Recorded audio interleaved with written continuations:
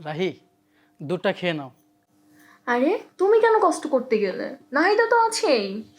কি বলছো তুমি? সব কাজ কি নাহিদা করবে? হ্যাঁ, আমি করব না?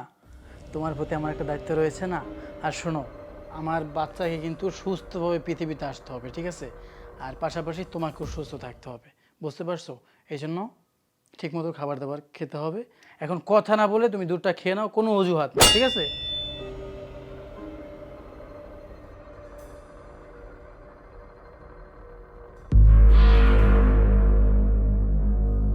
আচ্ছা, আমার না দুধে একটু গন্ধ লাগতেছে, বুঝছো? আমার না অন্য কিছু খেতে ইচ্ছে করছে। তুমি একটু নিয়ে আসো না, একটু টক টাইপের কিছু। আচ্ছা, টক টাইপের কিছু তো হ্যাঁ। আমি বাইরে যাচ্ছি, টক টাইপের কিছু একটা কিনে নিয়ে আসছি, কিন্তু দুধটা কিন্তু তোমার খেতে হবে। হ্যাঁ, আমি খাচ্ছি, তুমি এখন তুমি নিয়ে আসো। এখনই দুধটা শেষ করবে, আমি এক্ষুনি যাবো আর আসবো, কোনো অজুহাত না, ঠিক আছে? যাচ্ছি, হ্যাঁ।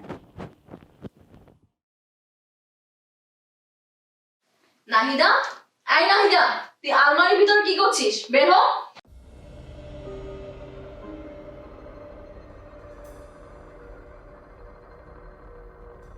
এখানে আয়।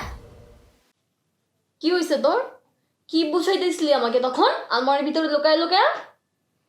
ম্যাডাম, মানে এই যে এই দুধের মধ্যে বিষ মেশানো আছে।